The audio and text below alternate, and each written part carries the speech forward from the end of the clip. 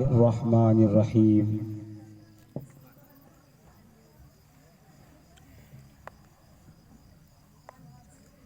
فلا اقسم بمواقع النجوم آمنت باللہ صدق اللہ العظیم وصدق رسولہ النبی الامین المکین المتین الکریم سبحان اللہ. ونحن على ذلك من الشاہدین والشاکرین والحمد للہ رب العالمین.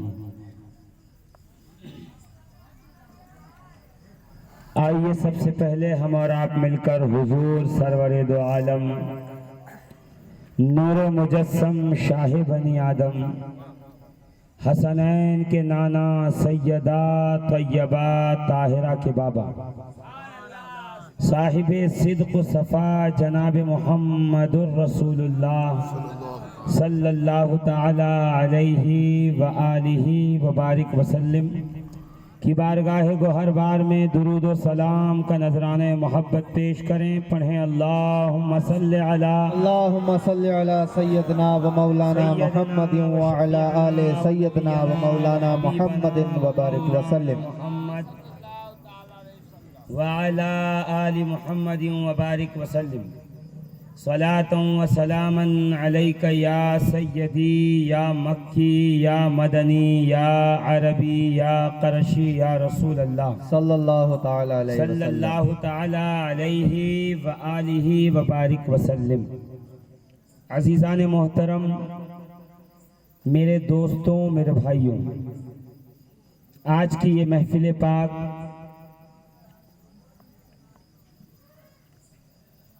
مجذوب وقت سید شاہ لعل محمد حسنی الحسینی کی عرس مبارک پر منعقد کی گئی ہے. سبحان اللہ. فیضان اس در پاک سے اس وقت سے لوگ پا رہے ہیں جب آپ ظاہری حیات میں ہمارے اور آپ کے ساتھ موجود تھے، اور اللہ والوں کا فیضان تو ان کی قبر سے بھی مسلسل جاری رہتا ہے. عزیزان محترم،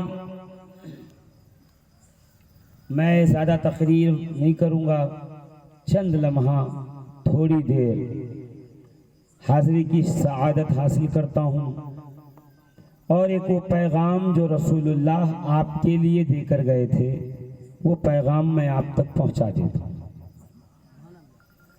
آپ کو معلوم ہے کہ آپ کے اور ہمارے پیارے نبی جاتے وقت ہمیں اور آپ کو مخاطب کر کے ایک پیغام دے کر گئے ہیں.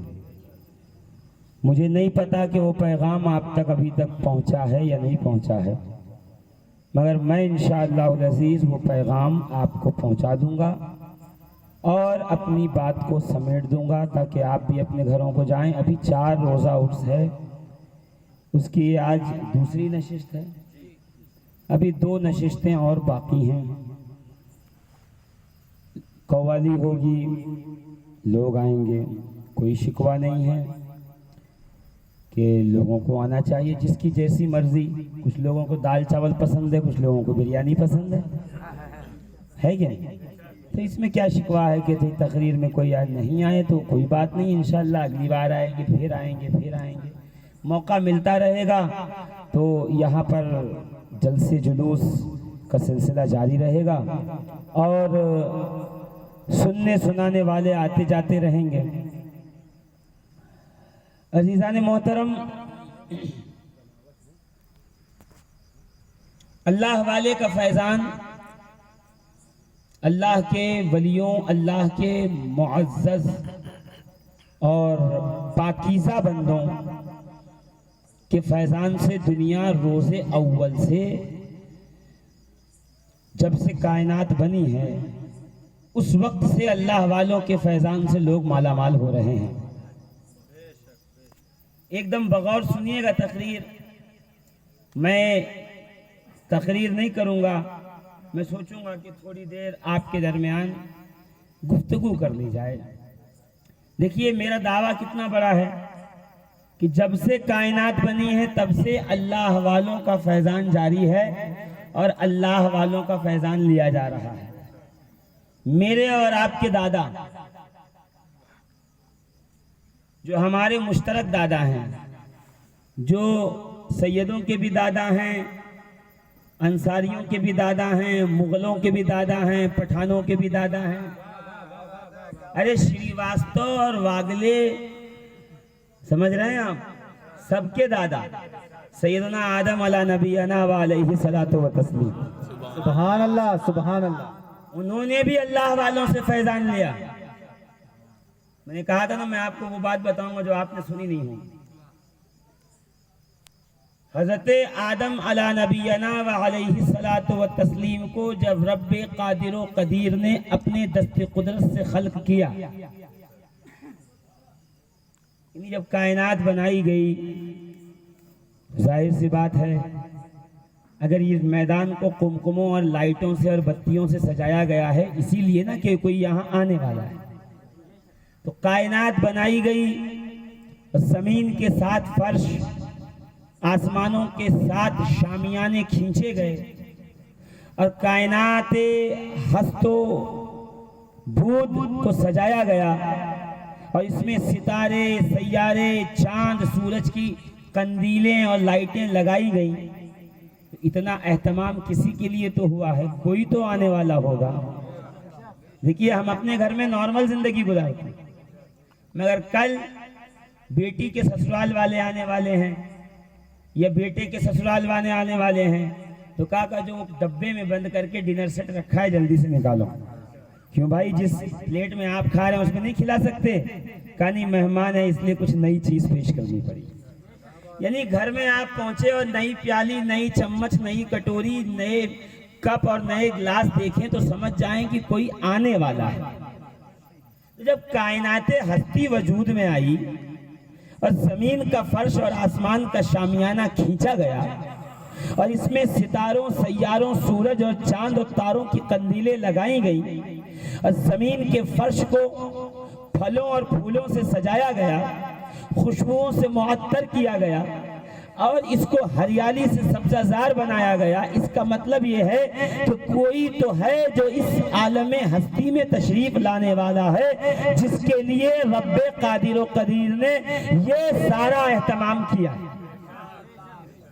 بس وہی آ جائے تو ہماری زندگی کا مقصد پورا ہو۔ کائنات سجائی گئی تو اللہ رب العزت نے چاہا کہ اس کی ابتدا ہو، اس کی شروعات۔ اللہ تبارک و تعالیٰ نے فرشتوں کے درمیان ایک اعلان فرمایا، انی جاعل فی الارض خلیفہ، فرشتوں میں زمین پر خلیفہ بھیجنے والا ہوں۔ میرا خلیفہ نہیں، اللہ نے یہ نہیں کہا کہ میں اپنا خلیفہ بھیج رہا ہوں، بس ایک خلیفہ بھیج رہا ہوں، مطلقاً خلیفہ۔ وہ تو اب آدم علیہ السلام سے پوچھنا پڑے گا نا کہ آپ کس کے خلیفہ ہو، تو آدم بتائیں گے میں اسی کا خلیفہ ہوں جس نے شب معراج امامت کرائی تھی۔ ہم فرش پہ رہ گئے تھے، وہ براق پہ سوار ہو کر عرش کی سیر کر رہا۔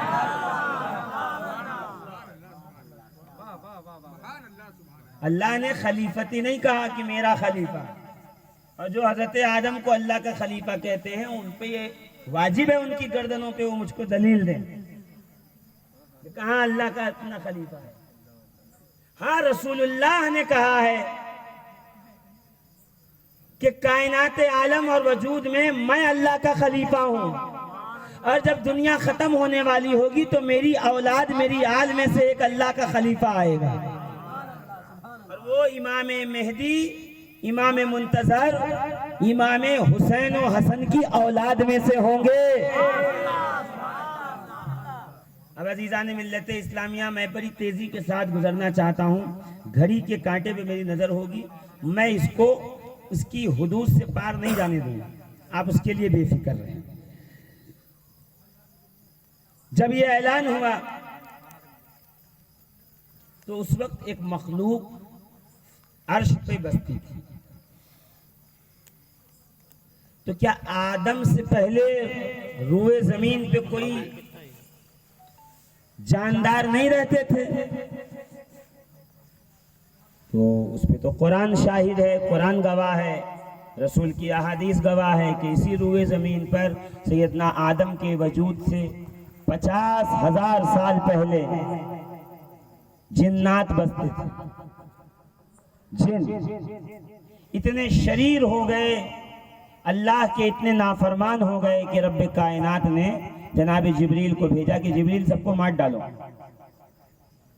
حضرت جبریل آئے اور ایک ایک کو قتل کیا. جب وہ قتل ہو رہے تھے نا جنات، تو پیڑ کے پیچھے، درخت کے پیچھے جناتوں میں سے ایک کھڑا تھا، وہ نکل کے آیا، کہا جبریل اچھا ہوا تم نے ان کو مار ڈالا، ورنہ میں انہیں مار ڈالتا، اتنا یہ اللہ کے نافرمان ہوگا. جبریل نے کہا یہ اکیلا تنہا کہاں رہے گا، اور اس کا مشن اللہ کے مشن کے مطابق ہے، یہ بھی برے لوگوں کو پسند نہیں کرتا. اس لیے رب کی بارگاہ میں سفارش کی کہ اے رب قادر و قدیر، روئے زمین پہ جس قوم کو میں ختم کرنے، مارنے اور وجود کو ان کے فنا کرنے آیا تھا، ان میں ایک بندہ ایسا بھی ہے کہ جس کا منشا، جس کی مرضی، جس کی سوچ، جس کی فکر تیرے منشا و قدرت و مرضی کے مطابق ہے. یعنی وہ بھی روئے زمین پہ برے لوگوں کو پسند نہیں کرتا. اے اللہ بہت نیک آدمی ہے. اللہ نے سفارش کو جبریل کے جو ہے سماعت کیا کہ جبریل ایک کام کرو، وہ روئے زمین پہ نیکیاں کر رہا ہے، کہاں تنہا رہے گا، اس کے سارے رشتہ دار، ناتے دار اور اس کے جنس کے لوگ مارے گئے ہیں. ایک کام کرو، اسے تم آسمانوں پہ لے آؤ تاکہ فرشتوں کے بیچ میں موجود رہے. اب یہ پہلا موقع تھا کہ شیطان یعنی ابلیس، اس کا اصل نام ہے عزازیل، شیطان نہیں، شیطان اس کی صفت ہے شتم سے، ابلیس اس کی صفت ہے. ابلیس بنا ہے لباس سے، لباس یعنی پہننے کی چیز، جسم کو ڈھانپ لینا. اگر میرے جسم پہ پھوڑی، پھوڑا، پھنسی، داغ ہو اور میں خوبصورت لباس پہن لوں تو لوگوں کو نہیں لگے گا کہ اندر کتنا برا ہے اس کا بدن، باہر سے لگے گا بھائی بڑا خوبصورت لباس ہے. اسی کو کہتے ہیں تلبیس ابلیس. یعنی ابلیس اس کا نام رکھا ہی اس لیے گیا تھا کہ اس شخص نے اپنی گناہوں، اپنی برائی اور نفس کی خباثت کے اوپر اس نے ایک لبادہ، ایک لباس اوڑھ رکھا تھا نیکی کا، اچھائی. اس سے آپ یہ سمجھ لیں کہ ہر داڑھی والا، ہر ٹوپی والا، ہر امامے والا، ہر جبے والا جو بظاہر آپ کو نیک لگ رہا ہے، ضروری نہیں کہ وہ نیک ہو سکتا ہو وہ ابلیس ہو، اچھائی کا لباس اوڑھ کے بیٹھا ہوا. کیا بات ہے، کیا بات ہے، سبحان اللہ، سبحان اللہ.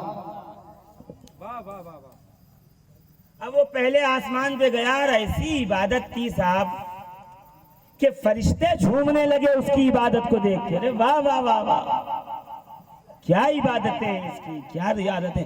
فرشتوں نے اللہ کی بارگاہ میں عرضی لگائی، مولا یہ پہلے آسمان پہ رکھا ہے، اس کو تو پروموشن دے، اس کا کلاس بدل دے، اس کے دوسرے آسمان پہ. اللہ نے اس کی کلاس بدل دی، اس کا ایک پروموشن اور ہوگا. اب دوسرے آسمان کے فرشتوں نے کہا یہ تو یار بڑا نیک متقی ہے، ہمیں تو حکم دیا اللہ نے سجدہ کرو تو سجدے میں، اسے تو کہا ہی نہیں کہ تم اتنے سال سجدے میں، پھر بھی سجدے میں رہتا ہے، پھر بھی عبادت، پھر بھی فرما برداری. کہا اب دوسرے سے تیسرے، پھر چوتھے، پھر پانچویں، پھر چھٹے. اب ہر آسمان پہ کیا کیا پیش آیا یہ بڑی تفصیل طلب بات ہے، اتنی ڈیپ میں مجھے جانے کی ابھی جو ہے گنجائش نہیں ہے، وقت مجھے اس کی اجازت نہیں دے رہا. کہا 7ویں آسمان پہ پہنچا تو پھر اللہ نے اپنے عرش کے قریب بلایا اور پھر جنت میں اس کی ڈیوٹی لگا دی. یعنی ایک تخت بچھایا اور تخت پہ بٹھا دیا، جنت میں ایک چھڑی دے دی ہاتھ میں، اور ڈیوٹی یہ لگا دی کہ اب یہ اللہ کے فرامین کو فرشتوں کے اندر جو ہے لاگو کرے. جیسے کیسا ہوتا ہے کہ بھئی اس روڈ پہ ایک برج بنے، گورنمنٹ میں ایوان برج پاس کر کے بجٹ پاس کر دیتی ہے، اور پھر بعد میں علاقے کا جو ڈی ایم ہوتا ہے وہ اس کو لاگو کرتا ہے. تو ایک ہوتا ہے قانون پاس ہونا، ایک ہوتا ہے لاگو ہونا. تو عزیزان ملت اسلامیہ، اللہ فرمان دیتا تھا اور ابلیس فرمان کو فرشتوں میں جاری کرتا تھا۔ یہ جو بعض لوگ کہتے ہیں کہ ابلیس فرشتوں کا معلم، استاذ، ٹیچر تھا، تو یہ غلط بات ہے، یہ لوگوں میں غلط پھیلا ہوا ہے۔ بعض کہتے ہیں کہ ابلیس عالم تھا، نہیں، یہ بھی غلط ہے۔ ابلیس عالم بھی نہیں تھا، زاہد تھا، پرہیزگار تھا، متقی تھا، عالم نہیں تھا۔ اسی نقطے کو ذہن میں رکھ لیجئے گا، اسی نقطے کو ختم کروں گا جب آخر میں تقریر ختم ہوگی کہ عالم کہتے کس کو۔ اب تخت پہ بیٹھتا، تخت ہوا میں اڑتا، ایک ایک فرشتے کے پاس جا کر وہ حکم کو اللہ کے نافذ کرتا۔ تم 1000 سال سے سجدے میں ہو، اب اللہ نے کہا اٹھ جاؤ، قیام کرو، پھر فرشتے قیام میں آ جاتے ہیں۔ جو قیام میں رہتے ہیں ان کو رکوع میں، جو سجدے میں، تسبیح میں، تحلیل میں، عرش اٹھانے والوں کی ڈیوٹی بدل دینا، یہ کام ہے۔ کہتے ہیں کہ رب کائنات نے جب اعلان فرمایا انی جاعل فی الارض خلیفہ، میں زمین پر اپنا خلیفہ بناؤں گا، یہ اعلان کر کے 1000 سال تک آسمانوں پہ سناٹا، خاموشی رہی۔ اللہ نے اعلان کر دیا اور خاموشی چھا گئی۔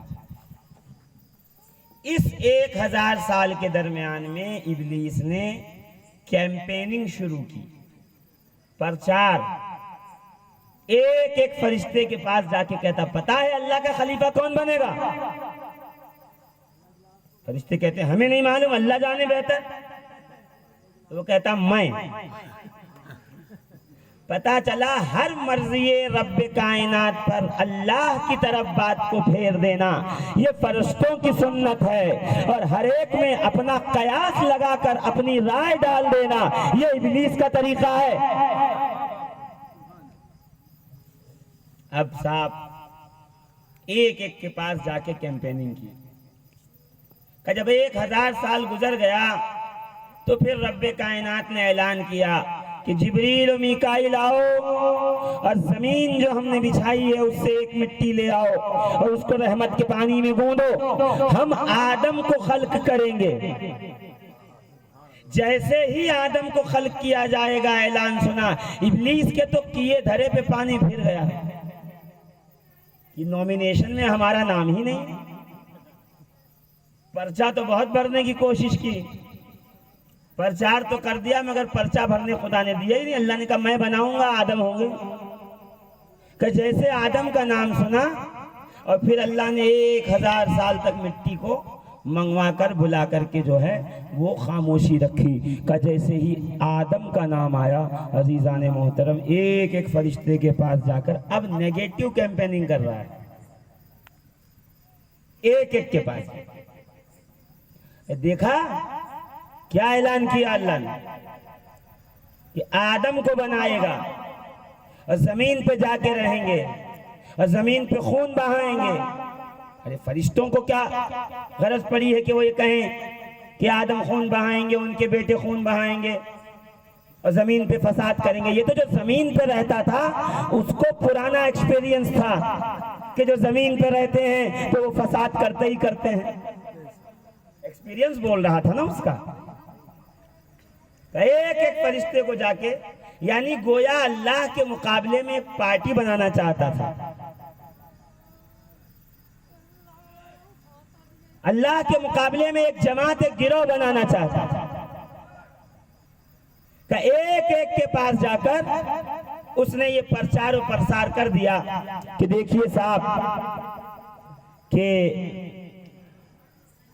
درود پاک پڑھیے اللہم صلی وسلم اللہ سے۔ تھوڑی دیر بیٹھیے گا تو اسی طرف توجہ رکھیے۔ دیکھیے ابھی ہمارے عارف صدیقی صاحب نے کیا کہا کہ ابھی آپ کے سامنے مقرر خصوصی مفتی صاحب قبلہ آ رہے ہیں، جب انہوں نے قبلہ کہہ ہی دیا ہے تو قبلے کی طرف رخ کریے، دائیں بائیں دیکھیں گے تو نماز ٹوٹ جائے گی۔ ایک دم قبلہ اس طرف بنا کے رکھیے۔ قبلہ کا مطلب ہوتا ہے توجہ کی جگہ، جیسے آپ کی عقیدتوں کا قبلہ پیچھے ہے۔ سید شاہ لال محمد حسنی الحسینی علیہ رحمت و رضوان کا مزار، وہ ہے عقیدت کا قبلہ، یہ ہے تقریر کا قبلہ۔ اور ہم سب کے قبلہ جو ہے وہ اندر بیٹھے ہوئے ہیں نواز اختر چشتی صاحب، تو ہماری توجہ ادھر بھی لگی ہوئی ہے کہ ہمارا قبلہ ادھر پہ ہے۔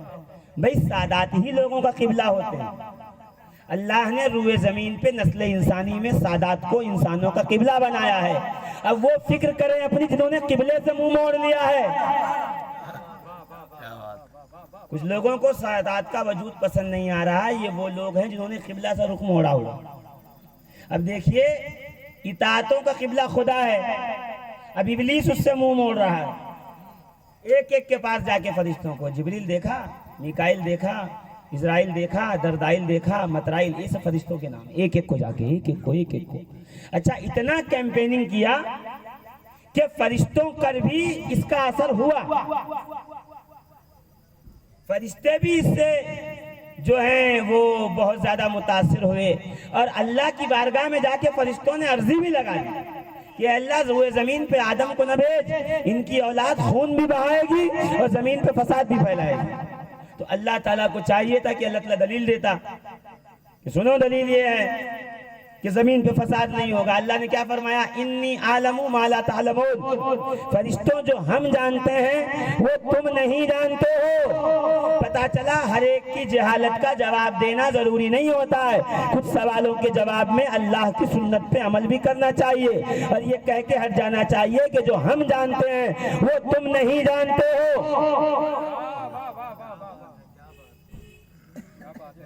ہے کہ دیکھو باتیں تو ریواں میں اٹھتی ہیں نا، اللہ والوں کے دیا فلاں کے لیے، ان کی عادت پہ، ان کی اطوار پہ، ان کے طور طریقے پہ، ان کی ولایت پر، تو کچھ لوگ بحث کرنے لگتے ہیں۔ بحث نہ کیجئے گا، چاہے جتنی اونچی ٹوپی اور امامہ لگا کے آیا ہو، اس کو یہی کہیے گا انی اعلم ما لا تعلمون، کہ جو ہم جانتے ہیں اسے تم نہیں جانتے ہو، اس لیے کہ تم نے صرف سنا ہے، ہم نے صاحب مزار کی ذات کو دیکھا ہے۔ سبحان اللہ۔ اب تھوڑا دھیرے دھیرے آگے چلیے گا میرے ساتھ، بہت زیادہ وقت نہیں لوں گا۔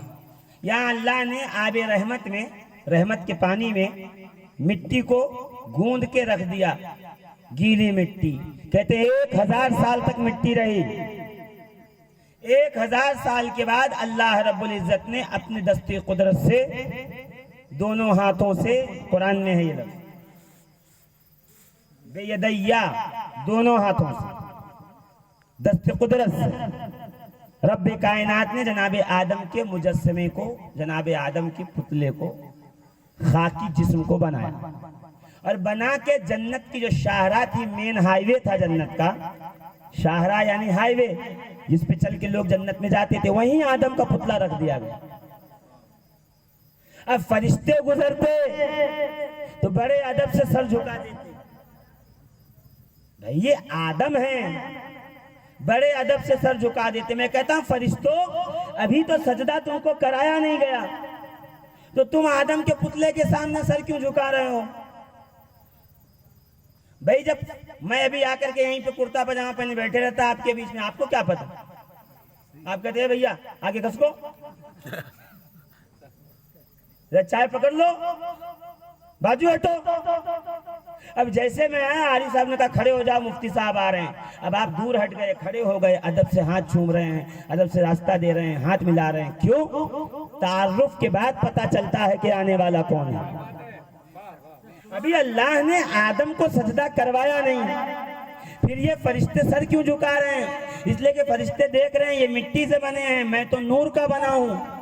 تو اتنا تو ہے کہ آپ سمجھے نہیں، آدم کی تخلیق صورت محمد پہ کی گئی تھی۔ جو لوگ کہتے ہیں نا آدم کی صورت پہ محمد پیدا کیے گئے، یہ ان کی غلطی ہے۔ نہیں، آدم کی تخلیق رسول اکرم کے صورت پہ، ان کی شباہت پہ، ان کے جسم و جسامت پہ کی گئی تھی۔ تو وہ جانتے تھے کہ وہ نور الگ ہے، یہ مٹی کا پتلا اور شبیہ الگ ہے۔ سمجھ رہے ہیں آپ؟ تو شبیہ دیکھی سامنے تو جھک کر کے ادب کیا اور نکل گئے، مگر جب ابلیس نکلتا تھا کیا کرتا تھا پتہ ہے؟ آدم کے پتلے پہ ٹھوکر مار کے نکلتا تھا کہ تمہاری وجہ سے میری خلافت کے چانس ختم ہو گئے، تم نہ ہوتے تو میں ہی جو خلافت ملتی، کیونکہ میں ہی ہوں جسے پچھلے ہزاروں سال سے پروموشن مل رہا ہے، فرش سے آسمان میں اول، پھر آسمان دوم، پھر آسمان سوم، پھر چہارم، پھر پنجم، پھر جنت میں فرشتوں کے درمیان جو ہے میں ان کا جو ہے سردار بنایا گیا، تو یہ پروموشن تو میرا تھا، تو چانس میرا ہی تھا، تمہاری وجہ سے۔ کہتے پھر اللہ نے 1000 سال کے بعد جناب آدم میں روح پھونکی، کہ جب آدم میں روح پھونکی تو سرکار غوث اعظم پیران پیر، دستگیروں کے دستگیر، شہباز عارفاں، سیاح لامکاں، سیدنا شیخ عبد القادر جیلانی حسنی الحسینی ثم بغدادی رضی اللہ تبارک و تعالیٰ عنہ سے مرفوع یہ روایت موجود ہے فرائض السمتین کے اندر کہ جب اللہ نے آدم میں روح پھونکی تو جناب آدم نے اپنے خالق کے سامنے سجدہ شکر ادا کیا، جب سجدے سے سر اٹھایا تو دیکھا کہ داہنی جانب یعنی عرش کے سیدھی جانب ایک گنبد کے نیچے 5 نور جگمگا رہے ہیں۔ جیسے ہی آدم کی نظر پڑی، آدم نے فوراً رب سے سوال کیا، اے پیدا کرنے والے، یہ 5 انوار، یہ 5 نور کن کے ہیں جن کے سبب کائنات وجود میں روشنی ہے؟ تو جناب آدم کے سوال پہ خالق کائنات قادر و قدیر رب نے کہا، آدم یہ 5 انوار کون ہیں؟ یہ میرے محمد، میرے حبیب کا نور ہے، یہ علی کا نور ہے، یہ فاطمہ کا نور ہے، یہ حسن کا نور ہے، یہ حسین کا نور ہے۔ آدم جب کوئی مصیبت آئے ان کے وسیلے سے دعا کرنا، خدا تیری دعا کو قبول کرے گا۔ سبحان اللہ، نعرے تکبیر، نعرے رسالت، یا رسول اللہ، محبت، عشق محبت، نعرے حیدری۔ عزیزان ملت اسلامیہ، میں نعرہ لگاؤں گا اور آپ جواب دیں گے، ایسے نعرہ نہیں لگاتے، نعرہ مجاہدوں کا ہتھیار ہے، تلوار سے سر کاٹا جاتا ہے، نعرے سے ان کے حوصلوں کو پست کیا جاتا ہے۔ یہ نعرہ جب سب جہاد کے میدانوں سے جلسے جلوسوں میں آ گیا، مشاعرے میں، تب سے نعرے کی اوقات گھٹی ہے، ورنہ یہ نعرہ وہ تھا مشرق میں لگاتے تھے، مغرب تک آواز پہنچتی تھی، آپ یہی لگا رہے ہو، گراؤنڈ کے باہر نہیں پہنچ رہے ہوگی، زور سے نعرے تکبیر، نعرے رسالت۔ ایک اور گزارش، نماز ہاتھ باندھ کے پڑھیے، مگر نعرہ لگائیے تو ہاتھ کھول کے لگائیے، ٹھیک ہے؟ نعرے تکبیر، نعرے رسالت، نعرے حیدری، نعرے غوثیہ، نعرے غوثیہ، خواجہ کا ہندوستان، سنی مسلمان، عرس سید لال شاہ رحمت اللہ تعالیٰ علیہ، ماشاءاللہ۔ اس طرح نعرہ لگاتے رہیے گا، اور وہ نعرہ بھی لگا لیجئے۔ میں تھوڑا سا معذرت کے ساتھ عارف صدیقی صاحب کے، میں یہ نعرے کو تھوڑا قرآنی نعرہ بنانا چاہتا ہوں، ٹھیک ہے؟ اس لیے کہ عشق محبت جب لگایا جاتا ہے تو جواب میں اعلیٰ حضرت کہا جاتا ہے۔ میں اس نعرے کو تھوڑا آگے بڑھاتا ہوں۔ قرآن میں سورہ شورى میں آیت نمبر 23 ہے، رب فرماتا ہے قُلْ لَا أَسْأَلُكُمْ عَلَيْهِ أَجْرًا إِلَّا الْمَوَدَّةَ فِي الْقُرْبَى۔ اے محبوب، ان آنے والوں کو کہہ دو جو آپ کو نذرانہ پیش کرنے آئے ہیں کہ میں تم سے اپنے نبوت کے پیغام پہنچانے کے بدلے میں کوئی اجر، کوئی نذرانہ، کوئی ہدیہ نہیں چاہتا۔ ہاں اگر دینا چاہتے ہو تو بس ایک کام کرو، میری اولاد سے مودت کرو۔ تو قرآن کہہ رہا ہے مودت کرو، تو اب مودت پہ عمل کیجئے۔ مودت پہ عمل کیسے کریں گے؟ کہ اہل بیت سے پیار کیجئے۔ ایک ہوتی ہے محبت، ایک ہوتی ہے مودت۔ جو لوگ کہتے ہیں اہل بیت سے محبت کرو، میں کہتا ہوں میرے بھائی مجھے گاڑی سے محبت ہے، اگر ایک اسکریچ آ گیا تو جس نے گاڑی پہ اسکریچ لگایا ہے اس کے منہ پہ 2-4 اسکریچ ہم لگا دیں گے، ہے نا؟ مجھے 100 کے نوٹ سے بھی بہت محبت ہے، اگر جیب میں سے کہیں گر گیا تو واللہ کہتا ہوں کم سے کم 1 گھنٹہ بار بار یاد آئے گا کہ کہاں چھوڑا، کہاں چھوڑا، کہاں چھوڑا۔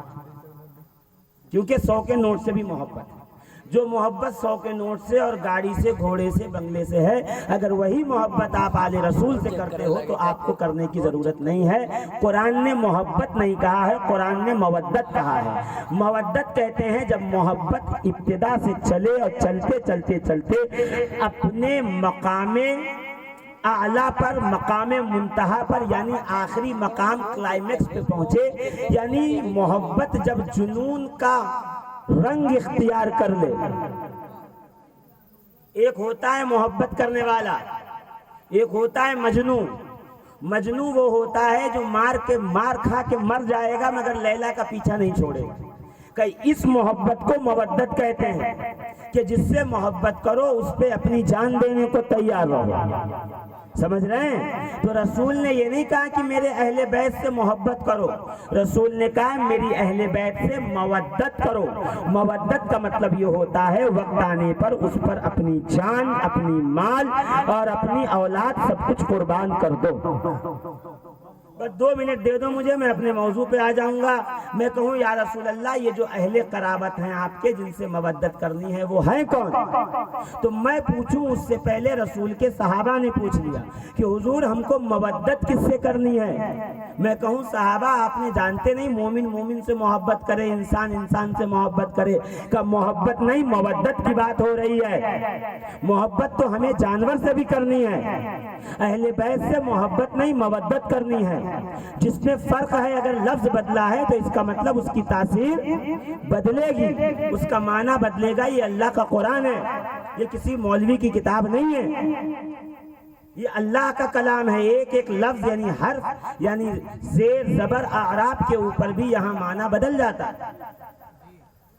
تو یہ مودت ہے کیا اور کس سے کرنا ہے؟ تو نبی محترم نے اپنی چادر بچھائی، چادر پہ خود بیٹھے. اب یہ دیکھا نا آپ نے، ابھی آدم نے قبے کے نیچے جو نور دیکھا وہ آپ نے سن لیا. اب چادر دیکھیے رسول کی زمین پہ، کہ چادر بچھائی خود بیٹھے.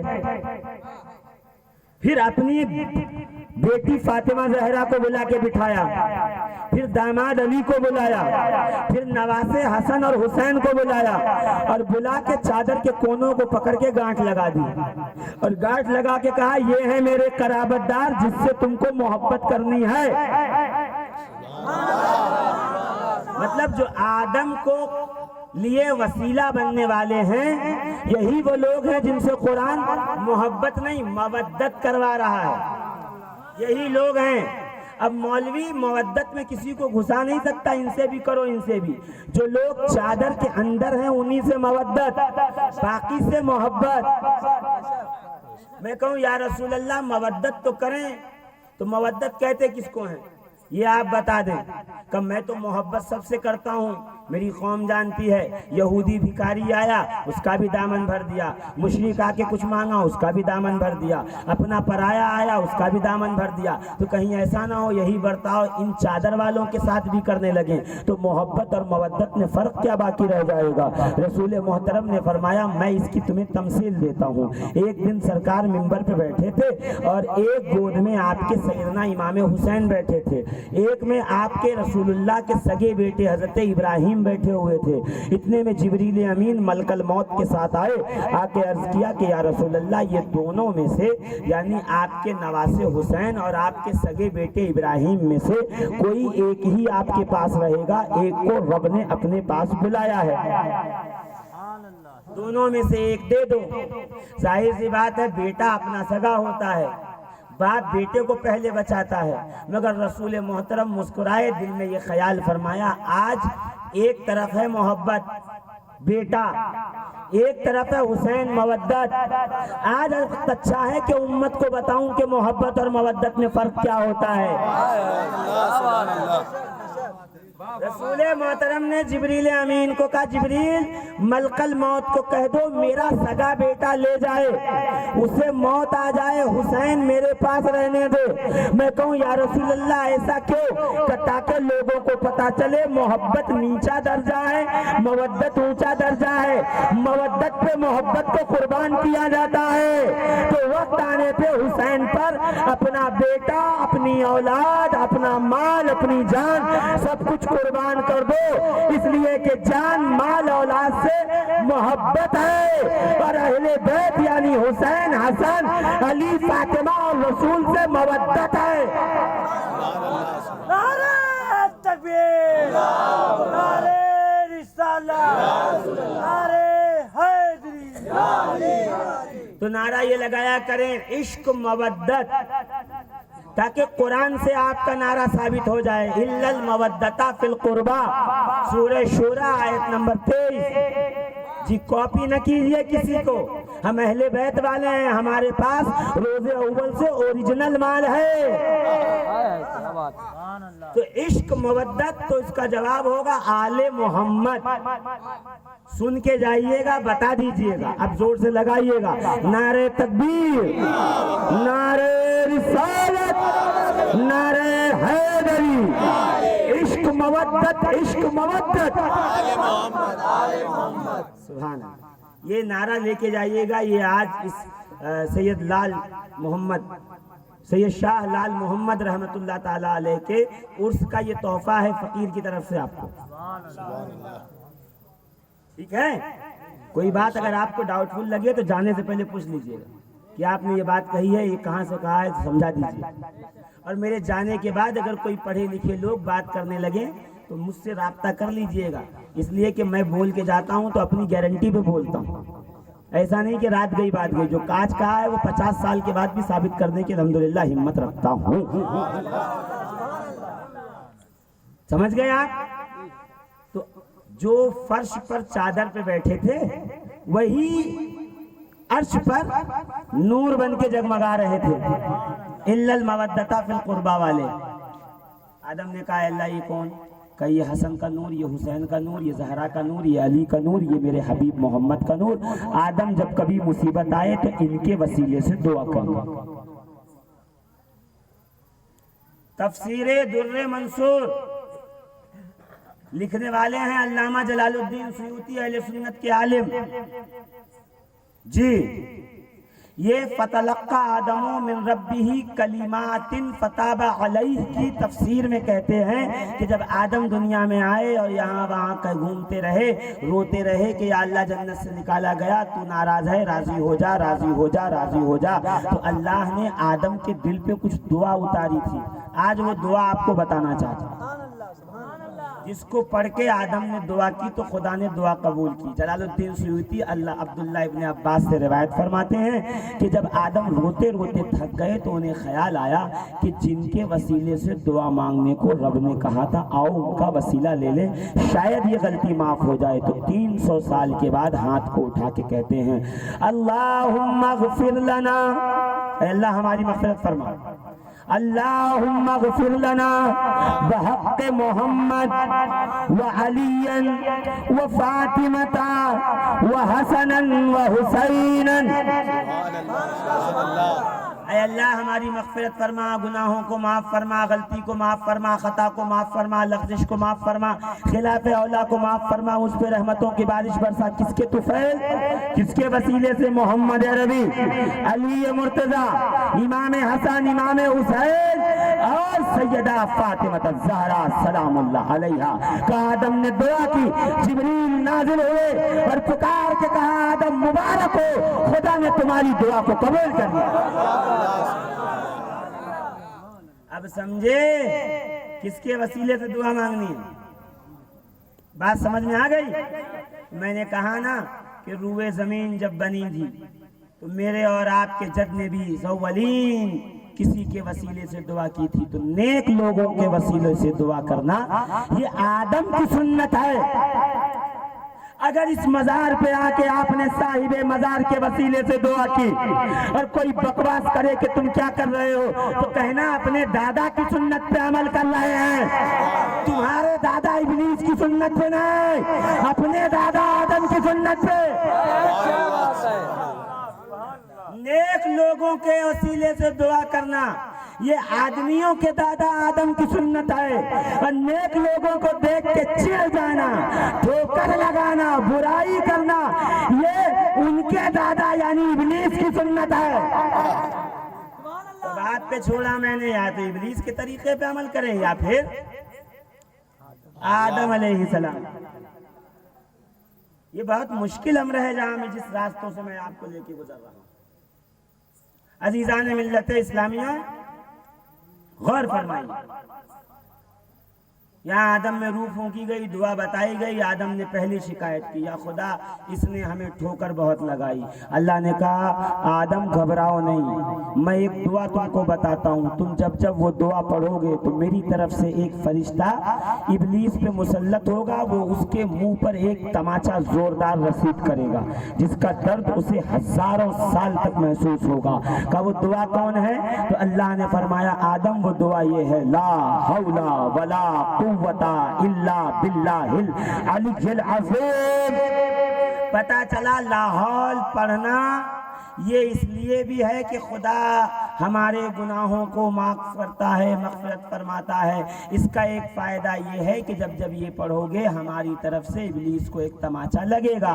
تو اگر سچے اور پکے آدم کے بیٹے ہو تو دن میں 2 5 10 بار تو پڑھ لیا کرو تاکہ باپ دادا کا بدلہ پورا ہوتا رہے۔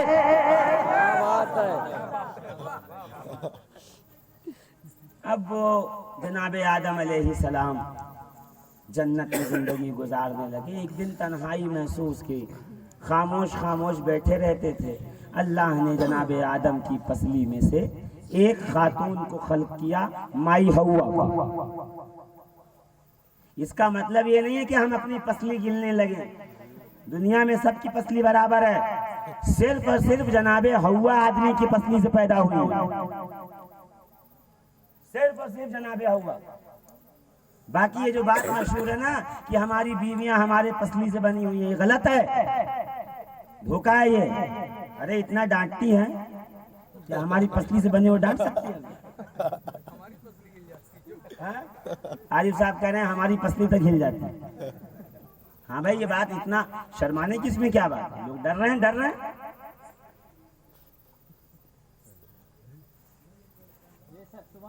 ہاں یہ بھی سبحان اللہ۔ تو صرف سیدہ حوا حضرت آدم کی پسلی سے بنی ہے، اس لیے کہ ہر آدمی کی پسلی برابر ہے، کم وم نہیں ہے، دیکھ لیجئے گا جا کے۔ پھر جناب آدم حوا کی طرف بڑھے، کیونکہ انسیت تھی، ہم جنس تھیں۔ جب بڑھے تو اللہ نے کہا آدم پہلے نکاح ہوگا۔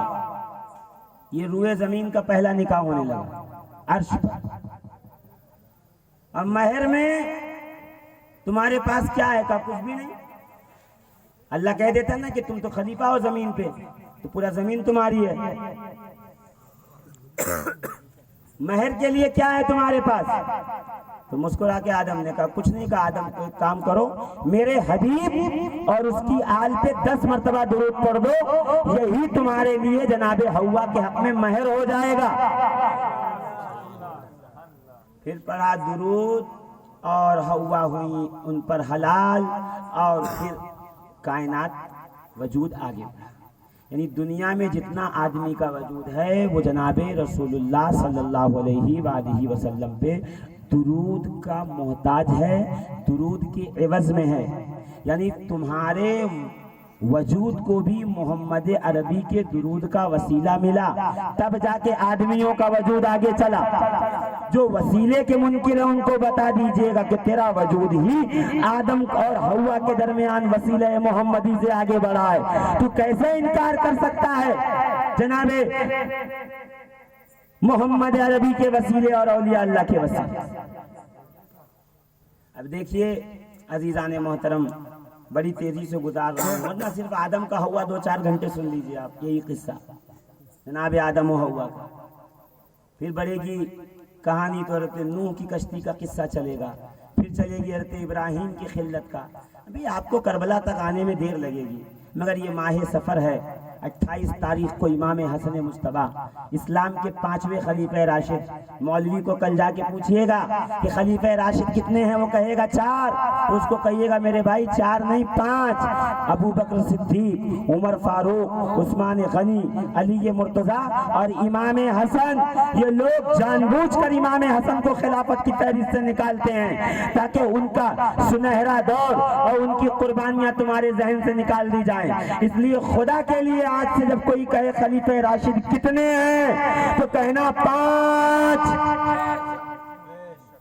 5 ہیں خلیفہ راشد. ابو بکر و عمر و عثمان و علی و امام حسن. ختم ہو گئی خلافت. امام حسن کے بعد پھر بادشاہت شروع ہوئی جس کا اسلام سے کوئی لینا دینا نہیں ہے. اسلام خلافت تک کا ذمہ دار ہے. ٹھیک ہے، آگے چلوں، بولیے. تو 28 سفر امام حسن کا یوم شہادت ہے. آپ کو زہر دے کے مارا گیا ہے، اور زہر کا اثر ایسا تھا کہ آپ کے کلیجے کے ٹکڑے ٹکڑے ہو کر کے آپ کے پاخانے کے راستے سے باہر آ گئے. جی اتنی آسانی سے سن لیا آپ نے. یہ وہ حسن ہے جس کو زہر دیا گیا کہ رسول اگر سجدے میں ہوتے امام حسن آ کے پشت پہ بیٹھ جاتے تو نبی سجدے سے سر نہیں اٹھاتے تھے. اللہ کی نماز، اللہ کی عبادت و فرما برداری اس وقت تک روکے رکھتے تھے میرے نبی جب تک حسن آپ کے پشت پر پیٹھ پر بیٹھے رہتے تھے. سمجھ رہے ہیں؟ پیر صاحب کے خلیفہ آئیں تو پیر چوم لیں، یہ ہے ادب. اور رسول اللہ کا بیٹا اس کو امت دے رہی ہے زہر. یعنی ابھی 50 سال سرکار کو جا کے دنیا سے نہیں ہوئے ہیں اور یہ حال کیا امت نے آل رسول کے ساتھ. اب سمجھے کہ ذکر پنجتن کا بورڈ لگا ہو تو سارے آئیں گے نہیں، اس لیے کہ امت کو بتایا ہی نہیں گیا ہے کہ پنجتن ہیں کون، اہل بیت کی فضیلت کیا ہے. جی اونے پونے کا ذکر کیا جائے تو بیٹھنے کی جگہ نہیں ملے گی. کیوں؟ اس لیے کہ بیجاج کا پرچار اور پرسار. آپ یہاں آئے ہو ایک سید زادے کے مزار پر، یہاں سے جاتے وقت یہ ارادہ کر کے جانا کہ یا رسول اللہ جن کو آپ نے کاندھے پہ بٹھا کے ہمیں فضیلت بتائی ہے، مر بھی جائیں گے مگر ان کا دامن نہیں چھوڑیں گے. جن سے مودت کرنے کا حکم قرآن میں ہے، مولوی کو ان کا نام لینا گوارا نہیں ہے. جن پہ درود پڑے بغیر نماز نہیں ہوتی. اللہم صلی علی محمد وعلی آل محمد. جو درود میں رسول کے ساتھ شامل، جو قرآن میں رسول کے ساتھ فضیلتوں میں شامل، جن کی شان میں قرآن میں 500 آیتیں آئی ہیں، ایسے لوگوں کو چھوڑ کر کیسے جنت میں جا سکتے ہو؟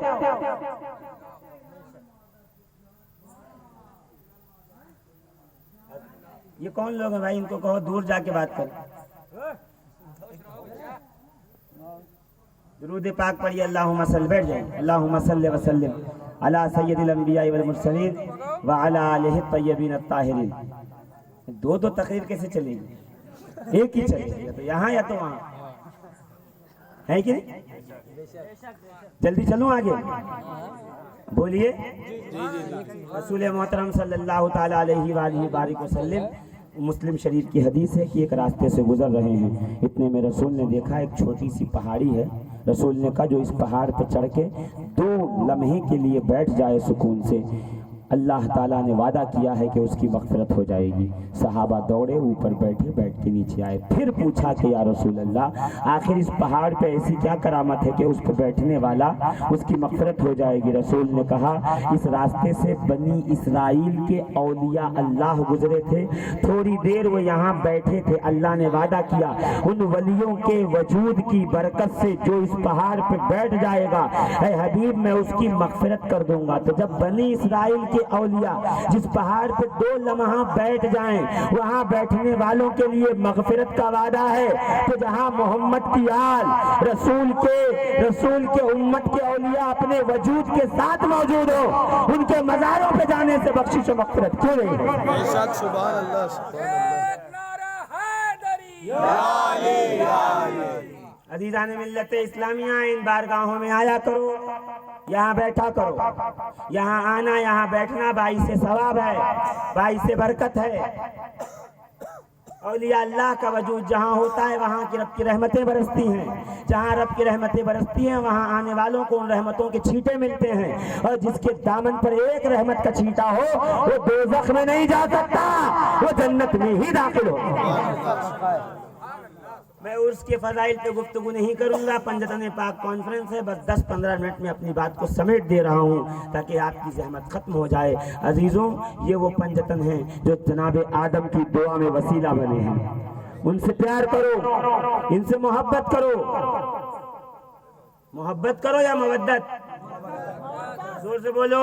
مودت۔ مودت کا مطلب یہ ہے کہ وقت آنے پہ ان پر اپنی جان، مال اور اولاد، زور سے بولو، کا ایک روز میرے نبی سرور دو عالم سید الانبیاء صاحب التاج والمعراج والعلم ہادی کل ختم الرسل رحمت عالم صاحب قرآن ہے نا، محمد الرسول اللہ صلی اللہ علیہ وآلہ وسلم تشریف فرما تھے کہ دوڑا ہوا باہر سے ایک اعرابی جنگلی آیا، جنگل میں رہتا تھا جو، اس نے حضور سے سلام کیا، سلام کر کے سرکار کی بارگاہ میں ایک ہرن کا بچہ پیش کیا، اور پیش کر کے کہتا ہے یا رسول اللہ میں شکار کرنے گیا تھا، کوئی چیز ہاتھ نہیں آئی، یہ ہرنی کا بچہ ہاتھ آیا ہے، میں آپ کی بارگاہ میں پیش کرتا ہوں، آپ اس کو قبول فرمائیں۔ حضور نے تحفہ قبول کر لیا۔ اتنے میں حضور کے بڑے صاحبزادے سیدنا امام حسن ہیں بیٹی کے بیٹے، مگر رسول نے کہا یہ دونوں میرے بیٹے ہیں۔ سبحان اللہ۔ کہا حسن مجتبی آئے تو رسول اللہ نے ان کو ہرنی کا بچہ دیا، دے کے کہا شہزادے لے جاؤ، اس سے دل بہلاؤ۔ امام حسن مسجد کے باہر آئے اور آ کر کھیلنے لگے میدان میں، اتنے میں امام حسین آئے، آ کر کے دیکھا کہ بھائی کے پاس ایک ہرنی کا بچہ ہے، بھائی اس سے دل بہلا رہے ہیں، فوراً کہا بھیا یہ ہرنی کا بچہ کس نے دیا؟ کہا نانا نے تحفے میں دیا ہے۔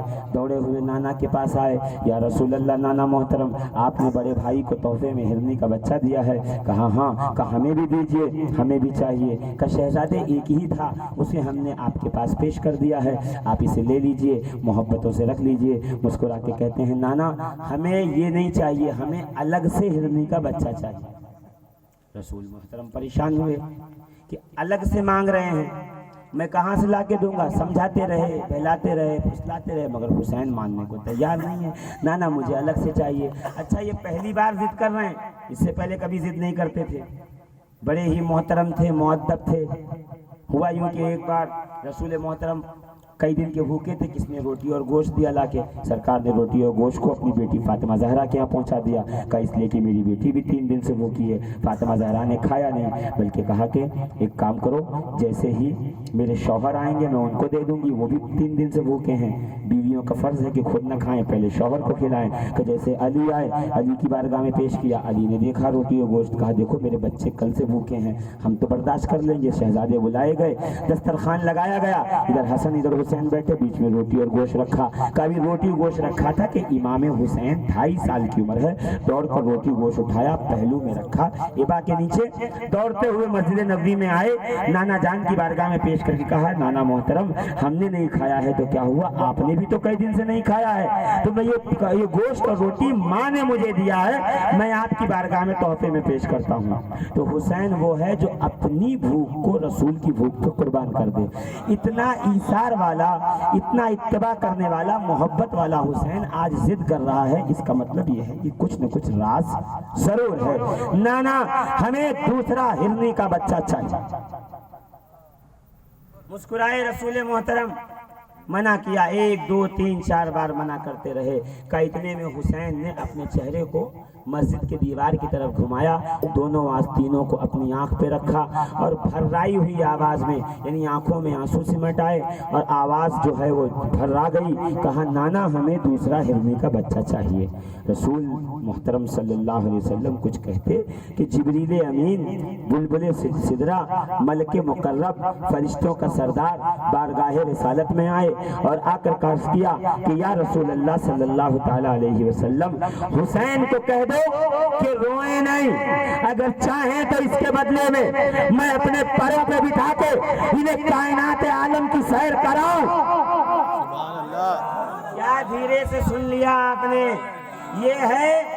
یہ ہے بندگی کی معراج کہ جبریل اپنے پروں پہ بٹھا کے سیر کرائے۔ سبحان اللہ۔ کوئی یہ نہ کہے یا رسول اللہ زندہ باد یا علی، کوئی یہ نہ کہے کہ جبریل کے پر کی بات ہو رہی، گستاخی ہو گئی۔ ارے ایک طالب علم گھر سے مدرسے کے لیے نکلے تو فرشتے اس کے پیروں کے نیچے پر بچھاتے ہیں، تب نہیں برا لگتا؟ اور اگر حسین کو جبریل پر پہ بٹھانے کی بات کرے تو مولوی فتویٰ دینے لگتا ہے کہ یہ جبریل کی توہین ہے۔ توہین نہیں ہے، یہ جبریل کی فضیلت ہے کہ یہ اس سے پیار کرتا ہے جس سے خالق کائنات خود پیار فرماتا ہے۔ سبحان اللہ، سبحان اللہ۔ مسکرائے رسول محترم ابھی جبریل کا پیغام حسین تک پہنچائیں کہ رسول کی نگاہ مسجد کے باہر دروازے پہ پڑی تو سامنے گلی میں سے ایک ہرنی دوڑتی ہوئی آ رہی ہے، اس کے پہلو میں ایک بچہ اٹھیلیا لیتا ہوا آ رہا ہے۔ بارگاہ رسالت میں آ کے کہا یا رسول اللہ السلام علیکم، آپ پر سلامتی ہو، یہ ہرنی کا بچہ لائی ہو، یہ حسین کی بارگاہ میں پیش کر دیجئے، یہ میری طرف سے حسین کو ہدیہ ہے۔ رسول نے ہرنی کا بچہ حسین کو دیا، حسین بچہ لے کے باہر نکلے۔ اب رسول ہرنی سے بات کرنے لگے۔ کتنی آسان بات کہہ دی میں نے، آپ نے چپ چاپ سن لیا۔ ایسے لگتا ہے ابھی گھر جا کے آپ مرغی کے دربے کے سامنے کہیں گے السلام علیکم یا ایھا المرغا، وہ کہے گا وعلیکم السلام۔ ہے کوئی جو اس میں جانوروں سے بات کر سکتا ہے؟ میرا نبی ہرنی سے بات کرنے لگا، سبحان اللہ، زور سے۔ سبحان اللہ۔ کہا ہرنی کیسے آئی؟ کہ یا رسول اللہ صلی اللہ علیہ وآلہ وسلم، ایک بچہ شکاری لے آیا تھا، دوسرے کو سینے سے چمٹائے ہوئے دودھ پلا رہی تھی کہ اتنے میں جبریل آئے اور اتنے میں ایک فرشتہ آیا جس کی شکل ہیبتناک تھی۔ اس نے کہا کیا کر رہی ہے؟ کہ میں بچے کو دودھ پلا رہی ہوں۔ کہ دودھ پلانا چھوڑ، پہلے اس کو لے جا اور لے جا کر کے حسین کی بارگاہ میں پیش کر۔ رب نے کہا اس سے پہلے کہ ان کی آنکھوں سے آنسو گرے، رخسار پہ بہے، تو اپنے بچے کو ان کی بارگاہ میں پیش کر دے۔ تو حضور میں بچہ لے کے دوڑی ہوئی آئی۔ جیسے اس نے یہ جملہ کہا میں نے عالم خیال میں ہرنی سے پوچھا ہرنی یہ بچہ کوئی لا کے دیتا ہے اپنی اولاد؟ تو ہرنی پلٹ کے کہے گی حضرت انسان کیا قرآن نہیں پڑھا الا المودۃ فی القربى، رسول کے قرابت داروں پہ اولاد قربان کی جاتی ہے، ان سے مودت کا تقاضا یہی ہے کہ اپنے بیٹے حسین کو قربان۔ نعرہ تکبیر، نعرہ رسالت، لبیک یا حسین، لبیک یا حسین۔ ابھی یہ گفتگو چل ہی رہی تھی کہ پیچھے سے امام حسن اور امام حسین آئے، گود میں ہرنی کے دونوں کے ایک ایک بچہ ہے۔ نانا ہرنی کو دیکھا آپ نے ہم سے محبت کیسے کرتی ہے، ہم سے پیار کتنا کرتی ہے کہ بچہ قربان کرنے آئی ہے۔ مسکرائے رسول تو حسین نے 2.5 یا 3 سال کی سن میں جواب دیا۔ جس عمر میں بچوں کو بولنا نہیں آتا اس عمر میں حسین کا کلام سنیے، نہیں سمجھے؟ ارے 6 مہینے کی عمر وہ ہوتی ہے جس میں مائیں بچوں کو سنبھالتی ہیں۔ کبھی کربلا کی سرزمین پہ حسین کا 6 مہینے کا بچہ ہے، گود میں ہے، ایک ایک آ کے قربان ہوتا گیا، کوئی یزیدی رویا نہیں۔ جب حسین آئے یزیدیوں کے ہاتھوں سے تلوار، تیر، ترکش نیزے چھوٹ گئے۔ اسی لیے راوی کہتا ہے کہ کربلا کی سرزمین کا سب سے بہادر سپاہی علی اصغر ہے۔ تو میں یہاں پہ کہتا ہوں کہ جس عمر میں مائیں بچوں کو سنبھالتی ہیں اس عمر میں حسین کے بیٹے نے پورے اسلام کو سنبھالا ہے، خدا کے فرمان کو संभाला है, शरीयत मोहम्मदी को संभाला। नारे तकबीर, अल्लाहु अकबर, नारे रिसालत, या रसूल अल्लाह, नारे हैदरी, या अली, इसकी मवद्दत, आले मोहम्मद, आले मोहम्मद। अजीजान मिल्लत इस्लामिया, गौर फरमाइएगा। हुसैन ने कहा, नाना हमारी मोहब्बत में इसने अपना बच्चा कुर्बान किया है, और हुसैन उस घर में रहता है जिसकी दरवाजे पे ये आयत आई है, वो अम्मस्साइला फला तनहर, मांगने वालों को झुड़को मत।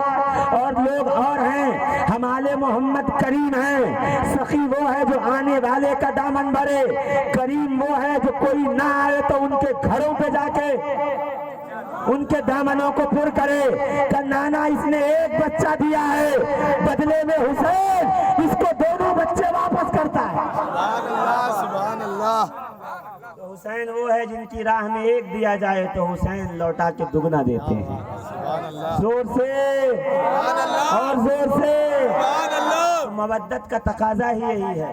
ये जो करबला में सब अपने बच्चे कुर्बान कर रहे हैं, ये जो सब ज़ैनब, ये जो हुर, ये जो सईद, ये जो हबीब इब्न मज़ाहिर अपने अपने बेटों की कुर्बानियां दे रहे हैं ना हुसैन के नाम पे, इसीलिए दे रहे हैं कि बेटों से मोहब्बत है, हुसैन से मवद्दत, और मोहब्बत को मवद्दत पे कुर्बान कर दिया जाए। यहाँ से उठो, दिल और दिमाग में ये बात बिठा के उठो कि आले मर जाएंगे मगर आले मोहम्मद का दामन नहीं छोड़ेंगे, जोर से बोलो। नहीं छोड़ेंगे। अजीजों, जो दुरूद में है, जो खुदा के कलाम में है, जो मुस्तफ़ा के फरमान में है, और बड़ी बात बताऊं, रसूल फरमाते हैं मोमिन और मुनाफिक पहचानना है, उसके सामने अली का जिक्र करो। जो खुश हो जाए वो मोमिन, जो दाएं बाएं देखने लगे वो मुनाफिक। बेशक आते हैं। क्या बात। और फिर कहा कि सुन लो, जो मेरी अहले बैत का हक न पहचाने, या तो मुनाफिक है, या तो नापाकी का बच्चा है, या तो हराम ज़ादा है। यानी अहले बैत की मोहब्बत से, उनके जिक्र से जो चिढ़े वो मुनाफिक, नापाकी का बच्चा और हराम ज़ादा है। ये मैंने नहीं, आरिफ सिद्दीकी साहब ने नहीं, मेरे और आपके रसूल ने फरमाया है। क्या बात। खज़ीनतुस सादात मेरे पास किताब मेरे टैबलेट में मौजूद है कि रसूलुल्लाह के दौरे पाक में, दौरे नबूवत में एक सहाबी और उनकी बीवी का झगड़ा हुआ। सहाबी का कहना ये था कि मोहल्ले के लोगों ने ये इल्ज़ाम लगाया है कि मेरी बीवी बदचलन बदकिरदार है, और ये जो बच्चा हमारे घर में है ये मेरी औलाद नहीं है, इसने कहीं और पर गुनाह किया है जिसके बदले में ये औलाद हमें मिली है।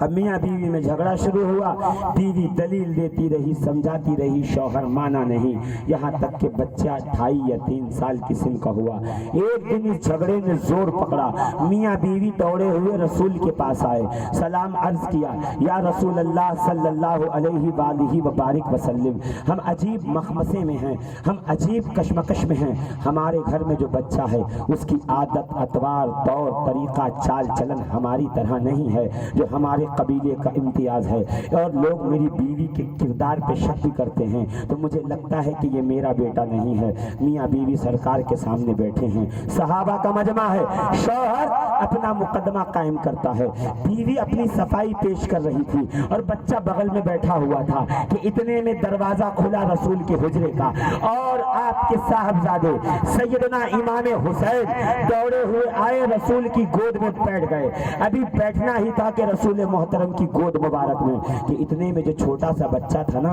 वो उठ के खड़ा हुआ, दौड़ा हुआ आया, इमाम हुसैन के दोनों कांधों को, माथों को बोसा दिया, बोसा दे के अदब के साथ सामने दोजानू बैठ हो गया। जब हुसैन निकल के कमरे में गए तो वो खुद के खेलने जाने लगा। रसूल यहाँ बच्चे की हरकत देख रहे थे, यहाँ बीवी की सफाई सुन रहे थे, वो अपने मुकदमे की सफाई और अपने किरदार की सफाई पेश कर रही थी। इतने में बीच में रोकते हुए कहा, औरत खामोश हो जा,